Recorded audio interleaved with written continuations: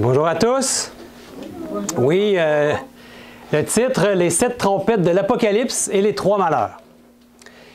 Donc, c'est un message aujourd'hui qui va être un message d'encouragement, je l'espère, comme on l'a dit, parce que ça va nous démontrer que Dieu est au contrôle de toutes choses, et même dans les moindres détails. Certain qu'il y a beaucoup d'informations aujourd'hui, ça va être un survol. Donc, si au moins aujourd'hui, ça peut vous donner le goût d'étudier ce sujet-là, d'aller encore plus loin, ça sera mission accomplie pour moi. Vous avez vu ici des chartes. La charte, on en a une au tableau ici. On en a une ici qui est qu'on a mis derrière nous, puis qu'on a beaucoup d'éléments. Je pense qu'on a à peu près tout déjà expliqué ou prêché ça à différents moments depuis les derniers mois, dernières années. Mais il y a cette partie-là ici, où on voit des chevaux, où on voit l'islam, les 3 malheurs. C'est une partie que moi-même, je n'avais jamais vraiment étudiée. En tout cas, j'avais déjà entendu parler de ce concept-là, de nos pionniers, mais je n'avais pas porté attention. Puis j'ai commencé à lire le livre de Uriah Smith et où j'ai découvert des choses qui, même des messages que j'avais déjà faits dans le passé, je me rends compte que malgré que c'était pas de l'erreur, mais c'était pas tout à fait ce que nos pionniers avaient découvert, ce que Dieu leur avait révélé. Donc, je voudrais vous amener aujourd'hui à ce qu'on puisse comprendre ces choses-là. Et il y a la charte ici de 1850. Ça, c'est la charte de 1843 et qui avait été publiée en 1843, avant ce que les pionniers à l'époque, les millérites, croyaient être la venue de Jésus en 1844. Et il avait sorti cette charte-là pour expliquer, pour mettre en visuel tout ce qui expliquait sur les prophéties. Et plus tard, il y a eu la charte en 1850, la deuxième, qui est ici plutôt. Puis il y a plus d'informations encore sur le côté des trompettes et des 3 malheurs. Donc, c'est sur quoi ce matin j'aimerais qu'on puisse se pencher. Ça va être un survol, comme je le disais. Si on allait verset par verset, ça prendrait des heures à tout étudier. Donc, au moins, ça va vous donner un petit peu le goût d'aller plus loin. C'est ce que je prie pour. Et juste avant les trompettes, dans le livre d'Apocalypse, on trouve aussi 7 sceaux, n'est-ce pas? Il y a les 7 sceaux, les 7 églises, les 7 sceaux, les 7 trompettes. Puis quand on arrive aux 7 trompettes, les 7 sceaux, en fait, c'est la version, la vue historique des choses. Les 7 sceaux sont aussi un survol de l'histoire, comme on va voir avec les trompettes, l'histoire de l'ère chrétienne. Les 7 trompettes, dans le fond, sont plutôt l'angle politique ou guerrier des choses. Les 7 sceaux sont l'angle de la chrétienté et les 7 trompettes, c'est l'aspect plutôt politique et guerrier qu'on va voir. Donc, Dieu, vous savez, a révélé beaucoup de choses aux pionniers. Il leur a pas mal tout révélé. Il leur a donné beaucoup d'instructions. Puis, on dirait qu'au fil du temps, on s'est éloigné de ce qu'il avait donné aux pionniers. Il y a beaucoup de livres qui ont été écrits qui, aujourd'hui, sont un peu négligés, ou même presque, ils prennent la poussière dans la librairie de beaucoup de personnes. Mais on est invité, d'après les Saintes Écritures, à retourner aux anciens sentiers, aux lumières qu'on avait eues avant, à l'époque. Et il y a des versets de la Bible dans Jérémie qui nous disent « Ainsi parle l'Éternel, placez-vous sur les chemins. Regardez et demandez quels sont les anciens sentiers. Quelle est la bonne voie? Marchez-y, et vous trouverez le repos de vos âmes. » Mais ils répondent, nous n'y marcherons pas. Donc, le peuple souvent avait le cou raide ou roide et refusait, s'obstinait, était incrédule. Nous sommes appelés à ne pas répéter l'histoire, mais à marcher dans les anciens sentiers. Ce n'est pas la majorité qui prend les anciens sentiers, mais c'est ce que Dieu nous appelle. Et il dit dans Jérémie 18,15, « Cependant, mon peuple m'a oublié. Il offre de l'encens à des idoles. Il a été conduit à chanceler dans ses voies, à quitter les anciens sentiers, pour suivre des sentiers, des chemins non frayés. » Donc, quand il y a un ancien sentier, même si c'est un ancien sentier, le sentier est déjà fait. On n'a pas besoin de réinventer les choses. Moi, je ne vous amène pas des nouvelles lumières aujourd'hui. Je veux que ce soit bien, bien clair. Je veux juste amener des anciennes lumières qui sont peu étudiées aujourd'hui, puis qui vont nous amener à voir que Dieu est au contrôle de toutes choses. C'est encourageant. Donc, voilà ici les chartes qui avaient été amenées. C'est suite à ce que William Miller avait amené, le mouvement millérite. Il annonçait que Jésus allait revenir en 1844. Il avait vu ça comment? D'après les prophéties. Il avait étudié la Bible et il avait compris la manière d'interpréter les prophéties. Et il a été capable d'amener qu'en 1843, à l'époque, il y avait une erreur. Ils s'en ont rendu compte après. Il avait oublié de compter le zéro dans l'année zéro. Puis il y avait une année qui leur manquait, c'était 1844, que plus tard, on révisé dans la charte de 1850. On le voit ici. Et vous connaissez le ministère de Mme Ellen White comme messagère qui avait approuvé ces chartes-là, avait dit, Dieu lui avait montré que ces chartes-là, c'était ce qu'il fallait enseigner au monde. Et elle avait dit la chose suivante dans Premiers Écrits. J'ai vu que ceux qui avaient fait la charte de 1843 avaient été dirigés par la main du Seigneur et qu'elle ne devait pas être modifiée, que les chiffres étaient tels qu'il les voulait, que sa main cachait une erreur dans certains chiffres, de sorte que personne ne put s'en apercevoir jusqu'à ce que sa main se fût retirée. Donc, l'erreur, c'était le 1843. Mais sinon, il a dit, il n'y a pas d'erreur. Dieu avait dirigé pour qu'on puisse avoir cette charte ici. Et la charte de 1850, je vais revenir encore derrière, a beaucoup d'informations, tout ce côté-là ici qu'on ne devrait pas négliger, qu'on devrait comprendre parce que Dieu veut qu'on comprenne l'ensemble de ce qu'il a mis dans les prophéties. Il ne veut pas qu'il y ait des choses qui soient négligées. Et donc, on va regarder surtout la charte de 1850 aujourd'hui, qu'on n'a pas ici au tableau, mais on a quand même certains éléments ici que peut-être vous aimeriez en savoir plus, vous devriez comprendre de quoi il s'agit. On parle de l'islam. Et ce qui est intéressant, c'est ce livre ici, de Uriah Smith, un des pionniers de l'Église. C'était un grand théologien de l'époque qui a pris soin d'analyser chaque verset par verset de Daniel et de l'Apocalypse. On met les deux livres ensemble. Et c'est un livre qu'on peut avoir aujourd'hui.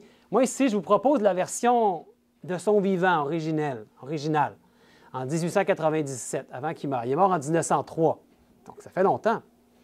Et le livre a été réédité plusieurs fois par après. Et malheureusement, l'Église a un peu changé et dévié de certaines vérités. Il y a des choses qui ne faisaient plus leur affaire. Et qu'on est invité aujourd'hui à revenir à ces choses-là. Et on ferait bien d'aller vers la version originale, parce qu'on ne peut pas changer un livre après la mort de quelqu'un. Ça ne se fait pas. Sans son consentement, je veux dire. Donc, je ne l'ai pas en français, la version originale. Mais j'ai la version de 1944, qui, sur les trompettes, je n'ai pas vu d'erreur. Je n'ai pas vu qu'il avait changé des choses. Donc, ça pourrait quand même vous intéresser. Donc, ce que je vous propose, c'est de faire un survol des 7 trompettes. On va passer plus de temps sur la trompette 5 et 6, qui sont... Parce que les 3 dernières trompettes, ce sont 3 malheurs. Les 7 trompettes et les 3 malheurs. Voilà le titre. Les 4 premières trompettes, ce sont en fait les invasions barbares qui ont venu affaiblir l'Empire romain. Parce que vous savez, dans l'ère chrétienne, les trompettes, les 7 trompettes, ce sont l'histoire de l'ère chrétienne. Donc, quand Jésus est venu, c'était l'Empire romain. Et quand Jésus est mort, l'Empire romain a continué de s'accroître, mais à un moment donné, il a commencé à s'affaiblir aussi. Il y a eu des nations, des peuples barbares du Nord, qui sont venus du Nord en grande majorité, qui sont venus de plus en plus affaiblir l'Empire romain. Et il y a eu 4 trompettes qui sont venues donner 4 de ces moments dans l'histoire où l'Empire romain a de plus en plus été affaibli jusqu'à temps qu'elle tombe. Donc, on va voir, il y a beaucoup de choses à dire, beaucoup de subtilités dans tout ça. Mais graduellement, c'est en fait les 4 trompettes pour la partie païenne de Rome, la Rome païenne. Ici, ça va attaquer aussi la Rome païenne, une partie de la Rome païenne, mais aussi la Rome papale, parce que l'Empire romain s'est transformé au fil du temps. Et l'Église est entrée dans la Rome, dans l'Empire romain, d'une certaine manière. Donc, ici, les 4 trompettes vont plutôt aller toucher la partie occidentale de l'Empire romain. Je vais vous mettre une carte pour que vous me compreniez bien. Ça, c'est l'Empire romain, à l'époque, en 395, après Jésus-Christ. Et l'Empire romain, à un moment donné, a été partagé en deux. Et même en plus, on va le voir en d'autres parties par après, mais surtout en deux parties. La partie occidentale, comme l'Europe et le nord de l'Afrique, et la partie orientale, qui est le Moyen-Orient avec la Turquie en haut et tout ce qu'on voit ici. Donc, c'est intéressant de comprendre, de voir cette chose-là. Donc, on va commencer avec les 4 trompettes. La première trompette est arrivée en 395 avec Alaric le Goth. Les Goths, c'était les tribus germaniques. Il y avait les Visigoths, les Ostrogoths et les Goths, les Goths. Je ne sais pas si on dit Goth ou Go en français, mais bon. Ils sont venus et ils ont contribué à la chute de l'Empire romain, avec Alaric qui était à leur tête, le Goth. Et ça s'est passé en 395 jusqu'à 410. Où est-ce qu'ils ont fait des guerres, des incursions dans l'Empire romain, qui sont venus affaiblir l'Empire romain, la partie occidentale, surtout. Et donc, c'est intéressant de le voir. Et quand on regarde les versets de la Bible dans le chapitre 8 d'Apocalypse, qui nous parle de la première trompette, on va voir, il y a peu de versets, il y a peu de mots qui sont donnés, mais vous allez voir, si vous étudiez le livre d'Uriah Smith et les écrits des pionniers, vous allez voir que ça concorde vraiment avec les caractéristiques d'Alaric le Goth et de ses attaques qu'il a faites. Et il y a toujours l'idée aussi du tiers. On va voir qu'est-ce que ça veut dire, le tiers, hein, le tiers des végétaux, le tiers de la mer, le tiers des hommes, etc. On va voir un peu ce que ça veut dire. Mais le prochain qui est arrivé après, c'est Genséric, le Vandale. Il y en a qui ont entendu parler de lui? C'est peu connu, hein? Mais si vous faites vos recherches, en fait, moi, je vous demande de me faire confiance, mais vérifiez. Faites pas confiance aveuglément à quelqu'un. Allez vérifier quand même. Allez voir ce que je vous dis, c'est vrai. Par vous-même. Et c'est là que vous allez vraiment y gagner. Moi, j'ai été très béni de faire cette étude-là, mais vous allez l'être aussi si vous la faites, l'étude. Si vous faites juste m'écouter, ça risque de ne pas rester très ancré dans votre esprit. Donc, Genséric, le Vandale, lui, est arrivé en 430 à 455. Les Vandales, eux, c'était plutôt ils ont venu vers le nord de l'Afrique, puis ils sont remontés vers l'Italie pour venir attaquer et déstabiliser l'Empire romain. Et ça s'est produit, et c'est des faits historiques. Il y a beaucoup de choses qui est dit par rapport à ça. Puis l'Empire romain, je vous ai dit qu'il y avait 2 grandes parties, mais il y avait aussi, à la mort de Constantin le Grand, quand il est mort, ça s'est divisé en 3. Il y avait 2 grands empires, mais il y avait 3 parties.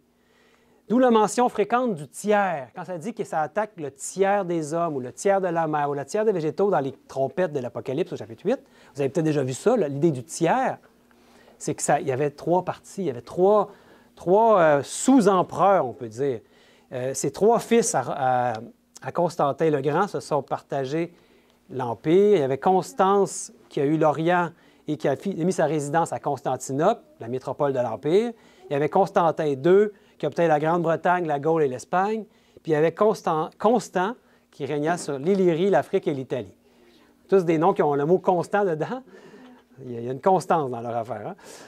Hein? Et ça, c'est une idée un peu des grandes guerres, des déplacements qu'il y a eu, des barbares qui sont venus affaiblir l'Empire romain, qui s'est de plus en plus rétréci et jusqu'à temps que ça tombe. Donc, toutes les différentes tribus barbares. Et il y a eu ensuite Attila. Peut-être que ça vous dit quelque chose, Attila. Attila le 1, oui. Une autre tribu barbare qui est venue. Les Huns venaient du nord, vraiment, c'était beaucoup plus haut. Même plus au nord que l'Allemagne. Ils ont venu rapidement attaquer. Et ils ont descendu les Alpes et ils sont arrivés en Italie. Et ça s'est passé de 451 à 453 particulièrement.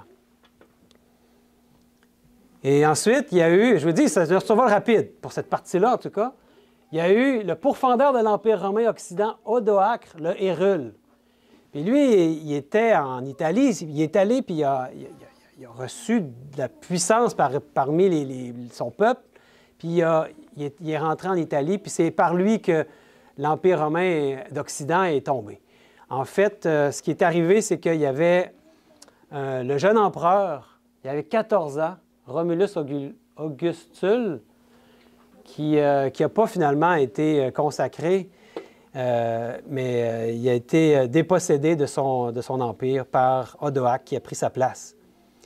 Puis, en fait, Odoac lui a laissé la vie parce qu'il était jeune et beau, puis il a comme été... il n'a pas osé le mettre à mort. Ça s'est passé le 4 septembre 476. Donc, Odoac le Hérule. Et ça, c'est les 4 trompettes qui ne sont pas des malheurs. On va voir après ce qui s'en vient, c'est 3 malheurs. 4 trompettes, quand même, qui atteignaient le tiers de l'Empire, qui ont morcelé, de plus en plus attaqué cet empire-là, qui était l'empire qui dominait le monde à l'époque. Je veux dire, on ne parle pas de ce qui se passe en Chine ou de ce qui se passe au Mexique, par exemple. Il y a des peuples qui sont là, mais c'est l'histoire du peuple de Dieu. Donc, tout ce qui se rapproche du peuple de Dieu, la Bible nous le rapporte. Et les 4 premières trompettes sont la chute de l'Empire romain païenne, surtout la partie occidentale. Dans la 5e et la 6e trompette, ça va être la partie orientale de l'Empire romain qui va être attaquée, et aussi l'Empire, l'Église romaine, l'Église chrétienne romaine, catholique romaine, qui avait commencé qui prenait de l'ampleur aussi. Il va avoir aussi des attaques de ce qui s'en vient, des 3 malheurs. Donc, on va aller voir ce qu'on avait dit qu'on voulait étudier de ce côté-ci, qui est là, mais que j'ai mis en plus gros ici. Puis, on le voit ici, en l'an 606, la 5e trompette commence à sonner. Je ne sais pas si vous êtes capable de lire, c'est un peu petit, hein? Apocalypse 9, verset 1. Et c'est le premier malheur. Et si on va sur l'autre partie, ici, que j'ai mis encore en plus gros, là, je pense qu'on est capable de le lire, hein? Malheur, malheur, malheur. Apocalypse 8, 13 dit « Je regardais, j'entendis un ange qui volait au milieu du ciel, disant d'une voix forte, « Malheur, malheur, malheur. » 3 malheurs qui s'en viennent. Donc là, ce n'est pas juste des attaques, des affaiblissements d'un empire, c'est des malheurs. C'est que ça va être plus majeur ce qui va se produire. Il va y avoir beaucoup de gens qui vont périr aussi. Ça dit « Malheur aux habitants de la terre à cause des 3 anges qui vont sonner. » Puis là, on voit des dates, on voit des années. Comme ici, on voit 1299. Peut-être que vous avez déjà vu ces années-là, puis vous dites, mais ça vient de où? Ça sort de où, ça? On va comprendre ça aujourd'hui. Donc, je ne sais pas si vous allez me donner un peu plus de temps, peut-être, hein, mais je vois qu'il y a beaucoup de choses encore à dire, mais on va essayer d'aller assez rondement. Le premier malheur commençant en 1299, d'après ce qui est écrit ici. On va aller voir de quoi il s'agit. Donc, on va aller voir dans Apocalypse 9, ce qui a rapport avec le 5e ange qui sonne la 5e trompette. Le 5e ange sonna de la trompette, et je vis une étoile qui était tombée du ciel sur la terre. La clé du puits de l'abîme lui fut donnée. Elle ouvrit le puits de l'abîme, et il monta du puits une fumée, comme la fumée d'une grande fournaise, et le soleil et l'air furent obscurcis par la fumée du puits. De la fumée sortirent des sauterelles qui se répandirent sur la terre, et il leur fut donné un pouvoir comme le pouvoir qu'ont les scorpions de la terre. Donc, beaucoup de choses, hein? Donc, pour la première fois depuis l'extinction de l'Empire d'Occident, Constantinople va être assiégée par je vais les lire comme il faut, Khosros. Khosros II, le roi de Perse.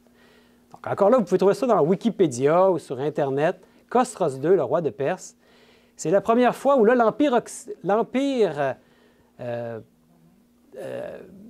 depuis que l'Empire d'Occident est tombé, l'Empire Constantinople, qui lui fait partie de l'Empire d'Orient, l'autre partie, va être assiégé. Et là, le prophète voit une étoile qui était tombée du ciel sur la terre. Et la clé du puits de l'abîme lui fut donnée. C'est ce qu'on voit ici. Et on va aller voir ce que nous dit Uriah Smith. Je vous ai parlé du livre de Uriah Smith. Au lieu de vous le lire, je vais vous le mettre à l'écran. C'est encore mieux. Tandis que le monarque perse, Khosros II, contemplait les merveilles de son art et de son pouvoir, lui c'était un roi perse, hein, il reçut d'un obscur citoyen de la Mecque une épître qui l'invitait à reconnaître Mahomet comme l'apôtre de Dieu. Intéressant. Il refusa l'invitation et déchira l'épître. Ainsi, s'exclama le prophète arabe, Dieu déchirera le royaume de Khosros et rejettera ses prières. C'est l'avènement, l'arrivée de Mahomet. Mahomet, il y a eu des révélations, selon ce qu'il dit, de Gabriel. C'est un peu obscur parce que dans les écrits historiques, quand il décrit un peu ce qui lui est arrivé quand il y a eu des révélations, il pensait que c'était Gabriel, mais il n'était pas certain si c'était un génie. Un génie, à l'époque, les Arabes croyaient à des génies. En fait, c'est des démons. Donc, il n'était pas certain si parfois c'était un démon ou si c'était l'ange Gabriel.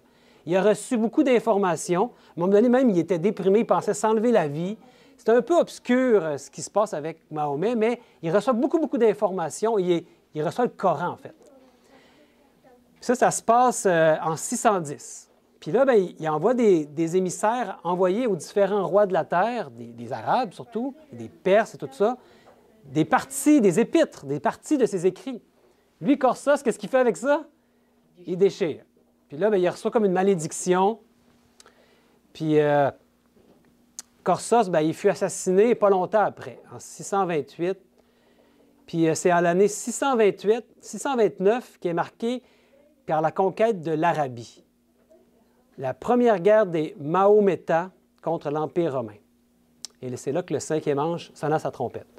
Donc, Khosros a comme ouvert les choses pour que les Arabes puissent venir et attaquer l'Empire orient et commencer à affaiblir cet empire-là, l'Empire romain d'Orient.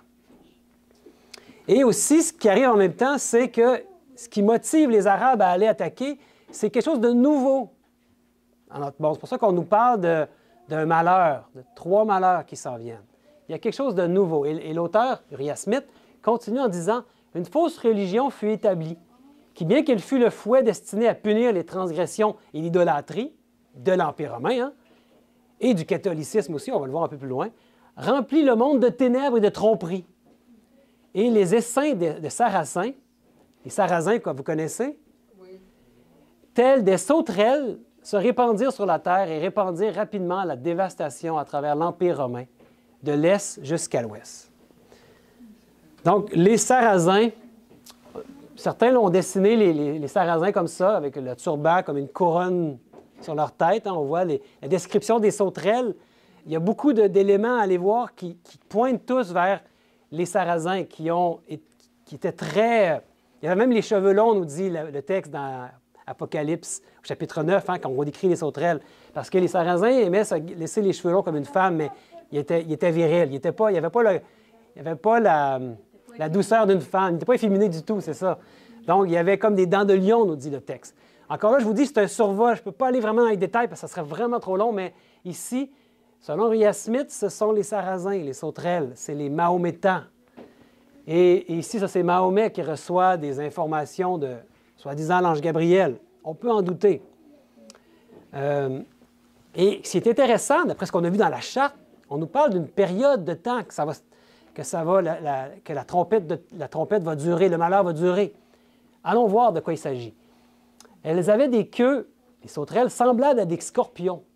Scorpion, ça symbolise hein, le mensonge. Et des aiguillons. Et c'est dans leur queue qu'était le pouvoir de faire du mal aux hommes pendant 5 mois. Cette période de temps-là, 5 mois, on va la comprendre. Elles avaient sur elles comme roi l'ange de l'abîme, nommé en hébreu Abaddon et en grec Apollyon. Très intéressant. Vous connaissez le principe, et on va en parler un peu plus tard. William Miller a amené des principes d'interprétation de la Bible qui avaient déjà été utilisés par d'autres réformateurs pour comprendre les prophéties bibliques. Parce que souvent, les prophéties bibliques nous donnent des périodes de temps.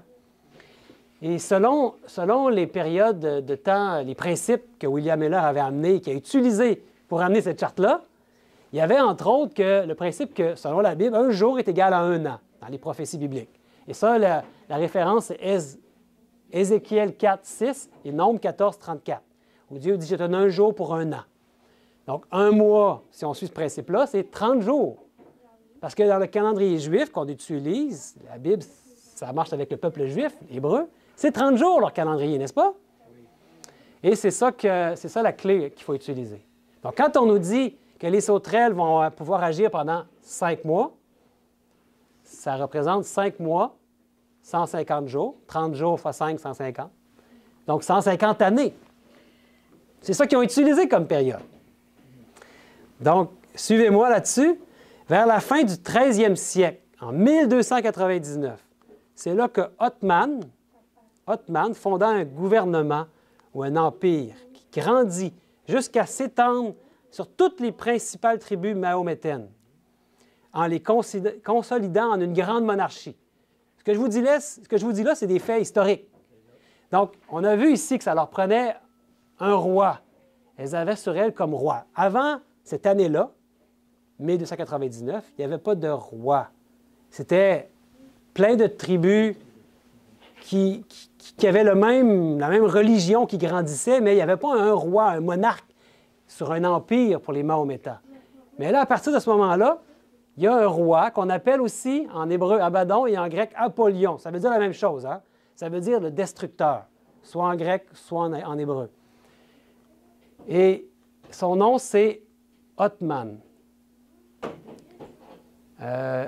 Il est écrit ici. Le premier malheur commença le 27 juillet 1299, quand Othman, le fondateur de l'Empire turc, l'Empire ottoman vient de Ottoman, fit sa première attaque contre les Grecs. Donc, la première fois qu'il y a eu une attaque contre les Grecs, l'Empire de l'époque, c'était les Grecs, surtout, c'était l'endroit où étaient les Grecs, l'Orient. Ça, c'était en 1299. C'est là qu'on peut commencer à compter le début du premier malheur. Leur pouvoir était de faire du mal aux hommes pendant 5 mois. Ça s'est terminé, donc, 150 ans plus tard. Et c'est pour ça qu'on a la période qu'on va voir après, 1449. Donc, un roi destructeur, faire du mal au tiers des hommes, soit un tiers de l'Empire romain, la partie grecque de celui-ci, de cet empire-là. Donc, le premier assaut, ça représente le début du premier malheur qui se termine le 27 juillet 1449. On va voir ce qui s'est passé aussi à cette date-là.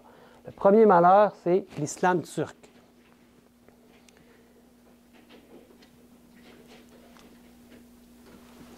Donc, durant tout ce laps de temps, les Turcs étaient engagés dans une guerre presque permanente pendant ces 150 ans-là, les 5 mois. C'est comme une guerre presque permanente contre les Grecs, contre l'Empire grec, l'Empire d'Orient. Mais sans les vaincre. C'est comme, c'était dit comme des scorpions qui tourmentent, mais qui vainquent jamais. Mais il y a toujours des guerres qui continuent puis qui essaient de s'emparer d'eux. Donc, ils s'emparent en fait de plusieurs provinces grecques. Puis ils agrandissent de plus en plus l'Empire ottoman.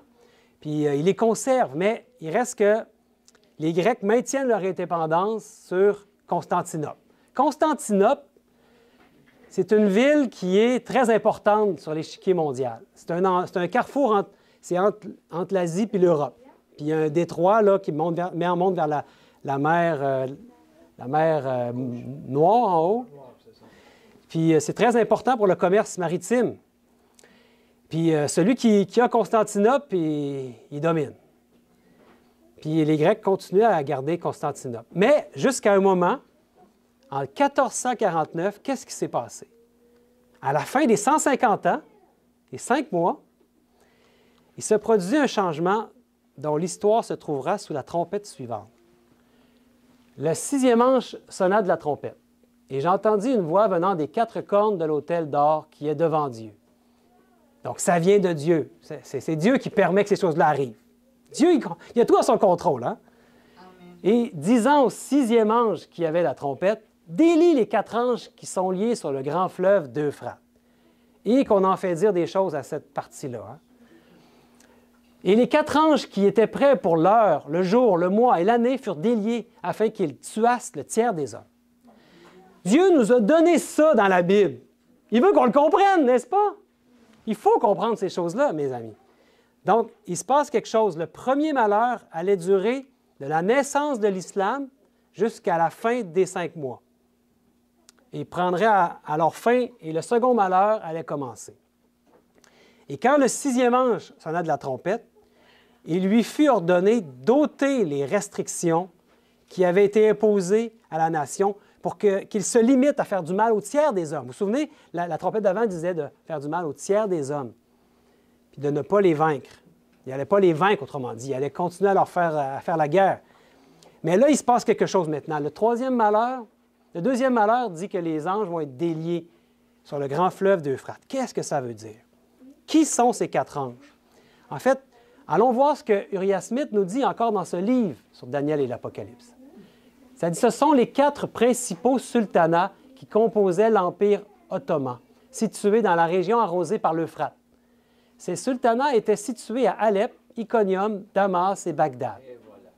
Jusqu'alors, ils avaient été contenus, mais Dieu donna un ordre et ils furent lâchés. Ils avaient été contenus, mais sans raison apparente. C'était quelque chose, c'était la main de Dieu qui s'était mis, qui ne pouvait pas agir. Mais à partir du moment où est arrivé le temps que Dieu demandait, ici, on voit l'Euphrate passe ici, là, dans Syrie jusqu'en Bagdad, et c'est ici qu'il y avait les 4 sultanats. Et Constantinople est juste ici. Voyez-vous l'endroit stratégique que ça représente? Constantinople. Aujourd'hui, c'est Istanbul, en Turquie, Constantinople. N'oubliez pas ça parce qu'il y a des choses qu'on va pouvoir revoir après dans un prochain message par rapport à ça. Et ici, c'est l'Empire ottoman. Voyez-vous que ça ressemble un peu à l'Empire romain de l'époque. Hein? C'est un grand empire. Donc, ce n'est pas étonnant que Dieu nous en parle. Dans l'ère chrétienne, l'Empire ottoman a une place importante et a eu une place encore plus importante avec ce que je vais vous montrer de ce qui s'en vient. Donc, qu'est-ce qu'il dit? Ce ne fut pas un assaut violent lancé contre les Grecs qui abattit leur empire ou leur enleva leur indépendance, mais simplement une remise volontaire de leur indépendance aux mains des Turcs en disant « Je ne peux pas régner à moins que vous me le permettiez ». Il s'était passé quelque chose, là. Les sultans ont mis de la pression, ils ont senti que leur temps était terminé, puis ils n'ont pas voulu heurter. Ils ont dit, bien, nous, on va continuer à exister juste si vous nous le permettiez. Donc, il s'est passé vraiment un changement.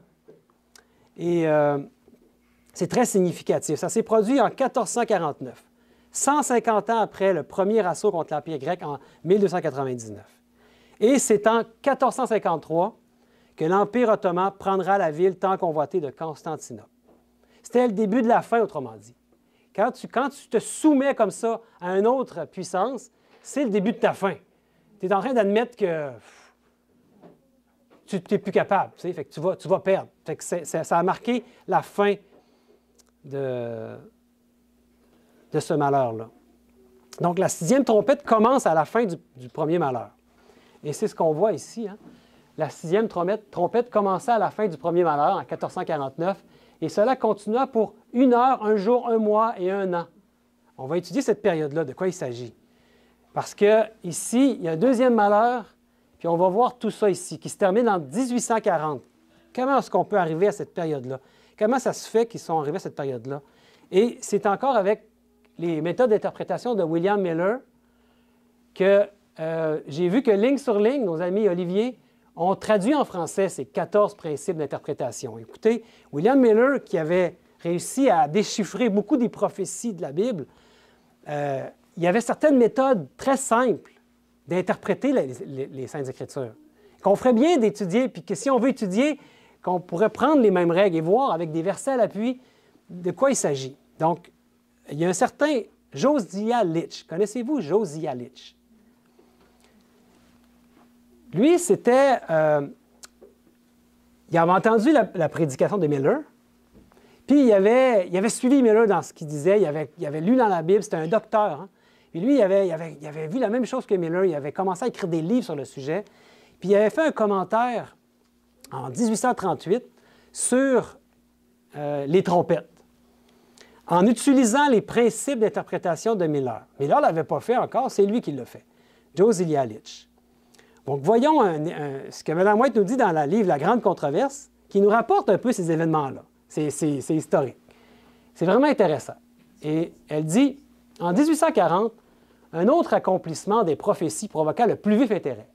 2 ans auparavant, Josiah Litch, l'un des principaux héros du retour du Christ, avait publié une publication du 9e chapitre de l'Apocalypse où est prédite la chute de l'Empire ottoman.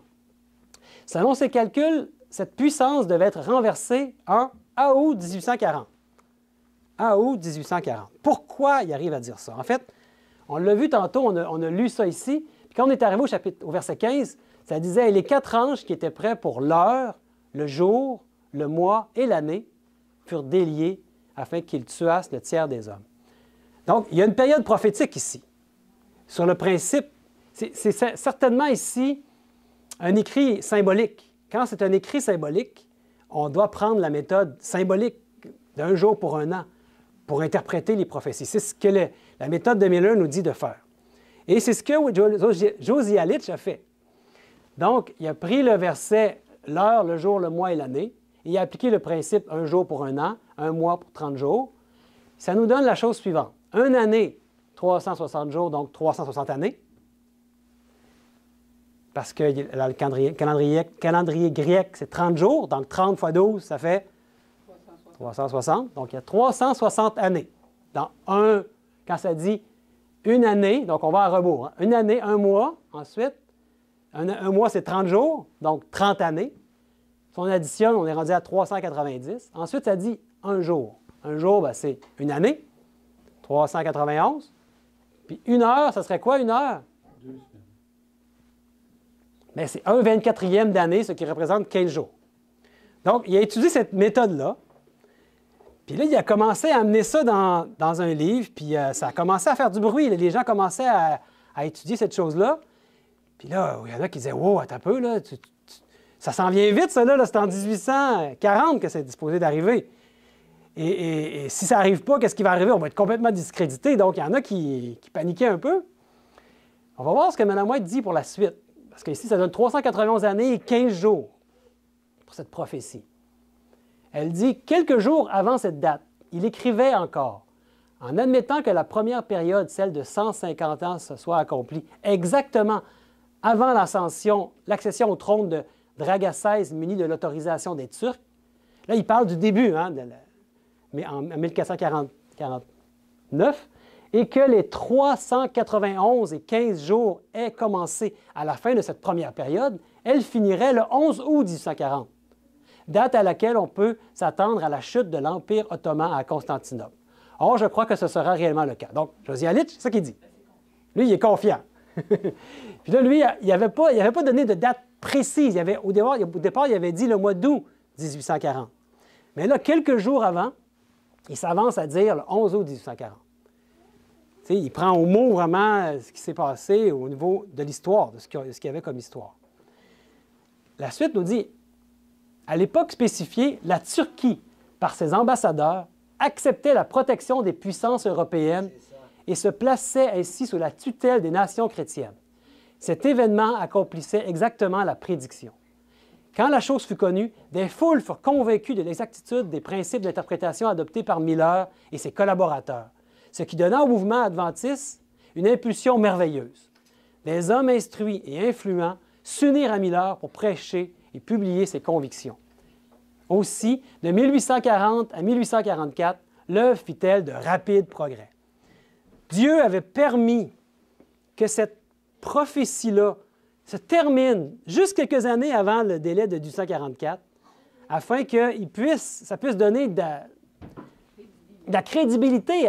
Il y a eu un rapide progrès dans l'œuvre. Donc, Dieu voulait que ça soit connu du monde, que les gens sachent que Jésus allait revenir. Ce n'était pas en 1844, mais il allait revenir, puis il fallait que le monde le sache. Donc, il y avait les messages des 3 anges qui devaient être proclamés.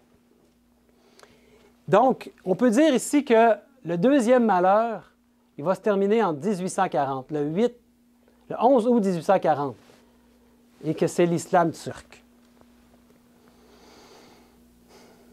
Et là, vous allez vous dire, mais c'est quoi les chevaux, là? On va juste, par curiosité, aller vous montrer. Les chevaux ici sur le deuxième malheur. Ça dit, « Ainsi je vis les chevaux dans la vision, et ceux qui les montaient ayant des cuirasses couleur de feu, d'hyacinthe et de soufre. Les têtes des chevaux étaient comme des bêtes de lion, et de leur bouche, il sortait du feu, de la fumée et du soufre. Et on apprend que la première fois que des armes à feu ont été utilisées à cheval, c'était par les Turcs. C'était ce qui a fait beaucoup leur puissance. Ils étaient forts, les Sarrasins, les musulmans, les Mahométans, avec la lance. Ils étaient très précis. Ils atteignaient leur cible. Mais aussi, il y avait des fusils. Puis ils étaient en train de galoper avec leur... Puis ils étaient capables de tirer des gens. Fait que ça faisait comme du feu qui sortait de la bouche. Donc, il y a vraiment comme un accomplissement. Et c'est ce que les pionniers ont mis dans leur charte. Armes à feu utilisées la première fois à cheval par les Turcs. Donc, la suprématie ottomane cessa. Le deuxième malheur est passé en 1840. Qu'est-ce qui se passe ensuite? Il reste une trompette, mes amis. La 7e trompette. Quelle heure est-il? Midi 15. La suprématie ottomane, on l'a vu. Et ensuite, le 7e ange sonna. Et juste après 1840, qu'est-ce qui arrive? 1844, la grande déception. Et après le chapitre 9, qui nous laisse en suspens par rapport à la 7e trompette, il y a un chapitre d'interlude entre les deux. Les trompettes sont comme interrompues. Vous savez, il y a les 6 trompettes, les 6 premières trompettes, c'est chapitre 8 et 9 d'Apocalypse. Puis chapitre 10, il y a un interlude. Bien, il y a l'histoire de ce qui s'est passé là en 1844. Allez l'étudier, vous allez voir. Puis il y a un petit livre amer qui va être doux comme du miel dans la bouche, mais amer dans les entrailles. C'est cette grande déception-là qu'il va y avoir en 1844, quand Jésus n'est pas revenu. Allez étudier ça, le chapitre 10. Vous allez voir au chapitre 11, c'est la suite des trompettes. 11, et 15, et 18, et 19, etc. Vous allez voir, ça va être au jour de la voix du 7e ange, quand il commencera à sonner de la trompette, le mystère de Dieu s'accomplira, comme il a annoncé à ses serviteurs, les prophètes. Le 3e malheur vient rapidement. Il est venu rapidement, puis il a commencé à sonner en 1844. Et c'est quoi qu'on peut dire de ce malheur-là? C'est des choses qui sont en train de se produire. Ce n'est pas encore terminé. Parce que quand la trompette va avoir terminé, ça va être juste après le retour de Jésus. C'est Michael qui se lève dans Daniel 12, verset 1. Mais ça va être le sujet de prochain message que je vais faire. Et on va voir que l'Empire ottoman, ce ne sera pas terminé. Les 3 malheurs ont rapport avec l'Empire ottoman. C'est ce que les pionniers avaient compris. Donc, il y a quelque chose qui s'en vient avec l'Empire ottoman, qu'on va devoir continuer à étudier. Et on va trouver beaucoup de réponses dans Daniel 11, surtout à la fin du chapitre 11, juste avant que Michael se lève. Et ici, bien, ça va être l'islam radical, les nations en colère, le retour de Jésus. Et vous savez, depuis 1844, on sait qu'il n'y a plus de temps prophétique. Toutes les périodes prophétiques ont été accomplies. Oui, si vous pensez comme les réformateurs avaient compris que les prophéties devaient être interprétées de manière historique et non pas futuriste. Aujourd'hui, beaucoup de chrétiens évangéliques, malheureusement, voient les prophéties dans le futur. Et vous savez, c'est l'influence de qui, ça? Le futurisme. Les Jésuites. Les Jésuites qui ont infiltré l'Église, l'Église protestante, ils ont mis dans la tête de beaucoup de monde aujourd'hui qu'il fallait regarder dans le futur pour l'accomplissement des prophéties. Ça évite de pointer vers quoi? Vers la Rome papale, vers tout l'accomplissement avec la papauté. Et aujourd'hui, bien, on est capable on comprend qu'il n'y a plus de temps prophétique. On est dans cette période depuis que Jésus est entré dans le lieu très saint du sanctuaire céleste en 1844. Parce que c'est ce qui s'est passé en 1844. Il y a vraiment eu un événement qui s'est passé. Jésus a changé de phase de son ministère. Comme sur la terre, le grand prêtre passait du lieu saint au lieu très saint une fois par année, on est rentré dans le grand jour antitypique des expiations, où Jésus va purifier le sanctuaire céleste. Donc, il est entré dans le lieu très saint depuis 1844. Il est en train de purifier le temple. Et vous savez ce qu'il est en train de purifier, hein? Nous sommes le temple de son esprit. Il veut se purifier un peuple, mes amis. Puis le rendre victorieux sur le péché.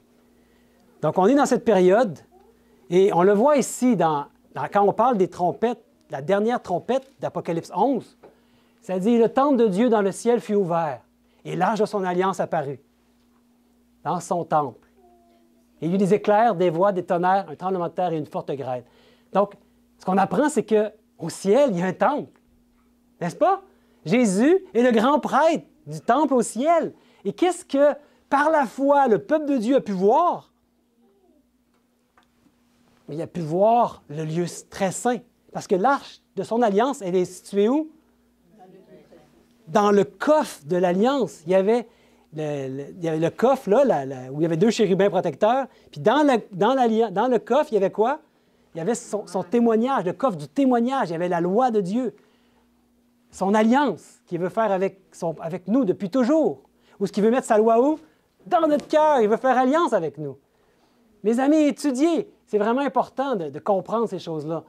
Puis, on peut dire que depuis que la trompette a commencé à sonner, le 20e siècle a été la période sûrement la plus turbulente et la plus sanglante de l'histoire de l'humanité, avec les 2 grandes guerres qu'il y a eu. Et vous savez que la première grande guerre était au sujet de cet endroit-là, Constantinople. Hein? Il y a eu toutes les puissances voudraient pouvoir contrôler Constantinople et l'Empire ottoman. L'Empire ottoman, c'est la question qu'on appelle la question d'Orient. En anglais, ils disent « the Eastern question ». Cette question-là va revenir. Elle n'est pas réglée. Elle est comme dormante présentement. Tout le monde sait que si on réveille cette question-là, il va se passer une autre guerre. Il va se passer l'Armageddon, qu'on dit. Hein?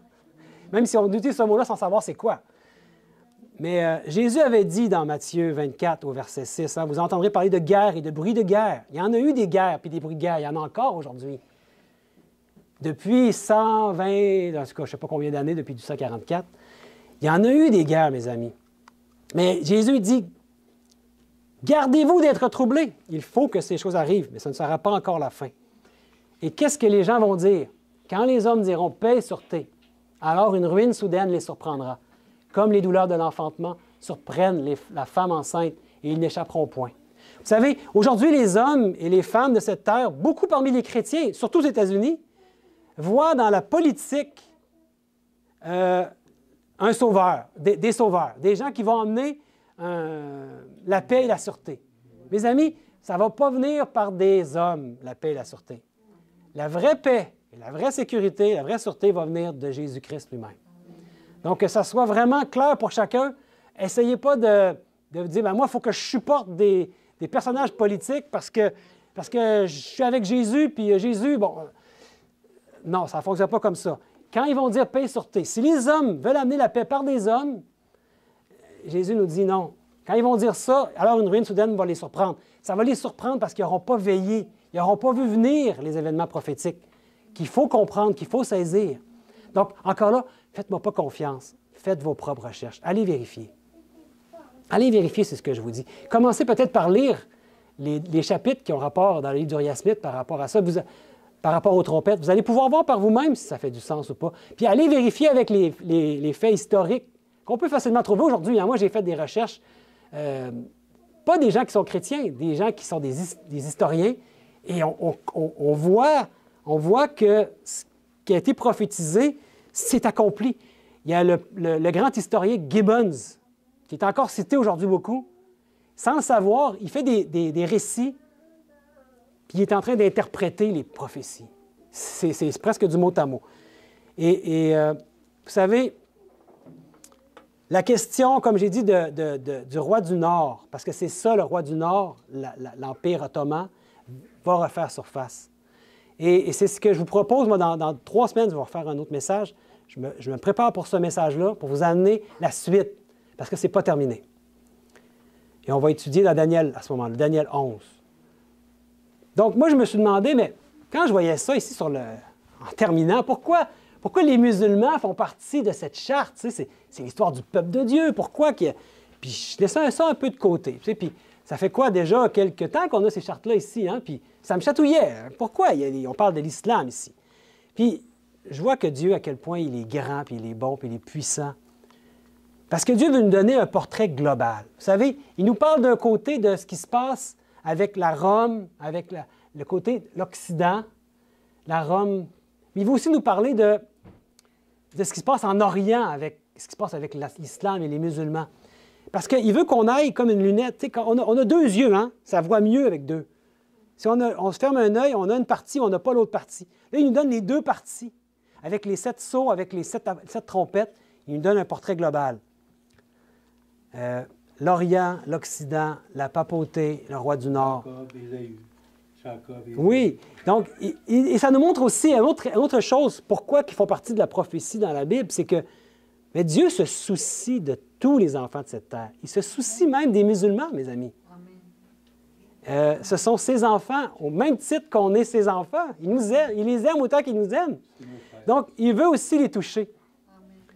Avec ce que je vous vais vous emmener la prochaine fois, je pense, moi, que beaucoup de musulmans vont voir ce qui s'est passé. D'après les écrits prophétiques de la Bible, ils vont voir que Dieu se soucie d'eux à ce point-là. Il a décrit le mouvement qui est arrivé avec leur religion, etc. Et ils vont pouvoir saisir beaucoup de choses. Beaucoup vont être touchés. Et une autre chose aussi que je me demandais pourquoi, mais c'est aussi parce que les musulmans ont été un instrument de Dieu essentiel pour la réforme protestante. Et pour ça, je vais vous montrer un extrait, encore là, de la grande controverse qu'on a étudiée ici. Hein? Puis peut-être on ne l'avait pas vu, mais on l'a déjà lu. Il est écrit « Malgré l'édit de Worms, déclarant Luther hors la loi et prohibant sa doctrine, le régime de la tolérance religieuse avait jusque-là prévalu dans l'Empire. » Donc là, on nous parle de quand Martin Luther, le grand réformateur, est venu et il devait aller devant, il se faisait persécuter pour ce qu'il pensait. La divine providence avait tenu en échec les forces opposées à la vérité. Chaque fois que Charles Quint, bien déterminé à étouffer la réforme, étendait la main, le coup était détourné. À plusieurs reprises déjà, la perte de ceux qui osaient résister à Rome avait paru imminente. Mais, au moment critique, une diversion survenait, ou bien c'étaient les armées turques qui faisaient leur apparition sur la frontière orientale, ou bien c'était le roi de France et le pape lui-même qui, jaloux de la puissance croissante de l'empereur, lui faisaient la guerre. Les luttes et les complications internationales donnaient ainsi à la réforme le temps de se consolider et de s'étendre. Donc moi, je vois aussi la sollicitude de Dieu pour la réforme. Si Martin Luther serait arrivé puis tout de suite il aurait été éliminé, la réforme n'aurait jamais pu aller plus loin. Donc Dieu a permis qu'à certains moments clés, il y ait les Ottomans qui viennent attaquer, puis que là, ça fasse une diversion, puis qu'ils soient plus capables de s'occuper des réformateurs. Donc la réforme a pu continuer d'aller de l'avant. Et il y a des écrits même historiques qui nous en parlent, comme ici. Au 16e et 17e siècle, le support et l'encouragement pour les protestants et les calvinistes était l'un des principes fondamentaux de la politique ottomane. Tu ne trouves pas ça intéressant? Si tu aides l'ennemi de ton ennemi, tu es en train de t'aider. Tu comprends? Et ici, ça c'est Alec Inalsik, en tout cas, c'est un écrit de cet homme-là. Et Kenneth Oster a dit aussi, il n'y aurait pas eu de protestantisme s'il n'y avait pas eu les Turcs. Tout simplement, c'est la conclusion que cet historien-là nous amène. Donc, je vois que Dieu avait plusieurs desseins en même temps. Et il voulait nous en parler de ça. Il voulait qu'on voit aujourd'hui qu'il est au contrôle de toutes choses, puis qu'on n'a pas à s'en faire. Et que le troisième malheur qui s'en vient ou qui est commencé, de quelle manière il va se terminer? Il veut qu'on puisse mettre ça avec Daniel aussi. Donc, mes amis, on est proche de la fin de la 7e trompette. Puis, il est temps plus que jamais de veiller. Jésus il nous a dit « veiller ». Ça veut dire quoi, veiller? Pas dormir? Je peux vous dire que les derniers jours, je n'ai pas dormi beaucoup. Mais ce n'est pas ça qu'il veut dire. Il veut dire de veiller, d'être au courant de ce qui se passe dans le monde. D'étudier les Saintes Écritures, d'étudier aussi pour comprendre les Saintes Écritures. Moi, je vous conseille d'étudier les 7 trompettes. Allez vérifier si ce que je vous ai dit, c'est la vérité. Donc, il est temps plus que jamais de veiller, d'étudier les instructions que Dieu a données aussi. Il a déjà donné les anciens sentiers, les anciennes lumières. Donc, moi, je vous invite à ce qu'on puisse suivre ces anciens sentiers. Puis, il y a une belle prière dans Psaume 25 que j'aimerais qu'on puisse faire ensemble. On pourrait se mettre à genoux pour ça. Et je vais la mettre à l'écran. Puis ça nous dit de suivre, d'enseigner. Ça dit « Éternel, fais-moi connaître tes voies, enseigne-moi tes sentiers. » C'est merveilleux. Donc, prions, mes amis. Éternel, Fais-moi connaître tes voies et fais-nous connaître tes voies. Enseigne-moi et enseigne-nous tes sentiers. Conduis-nous dans ta vérité et instruis-nous car tu es le Dieu de mon salut. Tu es toujours notre espérance. Éternel, souviens-toi de ta miséricorde et de ta bonté, car elles sont éternelles. Amen. Ne te souviens pas de nos fautes dans notre jeunesse, de nos transgressions. Mais souviens-toi de nous selon ta miséricorde, Amen. À cause de ta bonté, ô Éternel. L'Éternel est bon et droit. C'est pourquoi il montre aux pécheurs la voie. Il conduit les humbles dans la justice. Il enseigne aux humbles sa voie. Tous les sentiers de l'Éternel sont miséricorde et fidélité pour ceux qui gardent son alliance et ses commandements. On t'en prie, mon Père, au nom et par les mérites de Jésus. Amen.